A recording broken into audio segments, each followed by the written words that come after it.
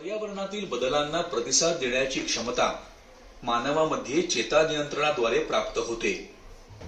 पर्यावरणातील बदलांच्या अनुषंगाने मानवी शरीरात आवेग निर्माण होतात. या आवेगांना प्रतिसाद देण्याची क्षमता पेशींमध्ये निर्माण केली जाते.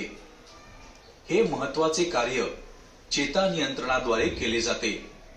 आवेगांना प्रतिसाद देण्याचे कार्य हे सजीवांच्या शरीराच्या रचनेतील क्लिष्टतेवर अवलंबून आहे.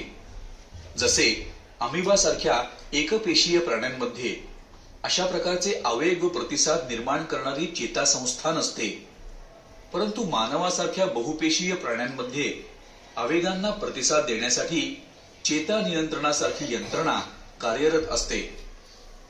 हे नियंत्रण करण्यासाठी बहुपेशीय प्राण्यांच्या शरीरात विशेष प्रकारच्या पेशी असतात. या पेशींना आपण चेतापेशी असे म्हणतो. चला त्याविषयी जाणून घेऊया. चेतापेशी शरीरातून एका ठिकाणापासून दुसऱ्या ठिकाणी संदेश देण्यासाठी कार्य करणाऱ्या पेशींना चेतापेशी असे म्हणतात. चेतापेशी याच मानवी चेतासंस्थेतील रचनात्मक व कार्यात्मक घटक आहेत.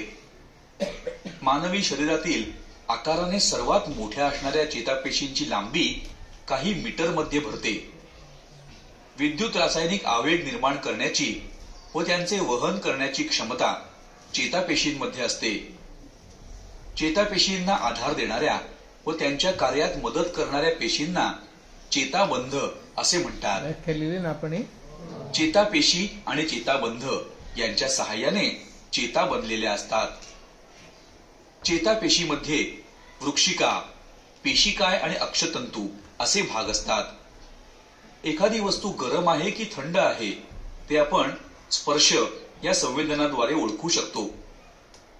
ही माहिती चेतापेशीतील वृक्षिकांच्या टोकाकडून ग्रहण केली जाते. त्यानंतर एक रासायनिक अभिक्रिया सुरू होऊन एक विद्युत आवेग निर्माण होतो, जो वृक्षिकेमार्फत पेशिकायकडे जातो. पेशिकाय पासून आवेग चेतातंतूमधून त्याच्या शेवटी टोकाशी जातो. पहिल्या अक्षतंतूच्या शेवटी विद्युत आवेग काही रसायने उत्पन्न करतात. ही रसायने संपर्क स्थान म्हणजेच सायनॅप्स या चेतापेशीमध्ये असणाऱ्या अतिसूक्ष्म फटीतून पुढे जातात व त्याच प्रकारचा विद्युत आवेग पुढच्या चेतापेशीच्या वृक्षिकांमध्ये सुरू करतात. याच पद्धतीने चेता आवेग एका चेतापेशीकडून दुसऱ्या चेतापेशीकडे रासायनिक माध्यमाच्या सहाय्याने शरीरात वाहून नेला जातो.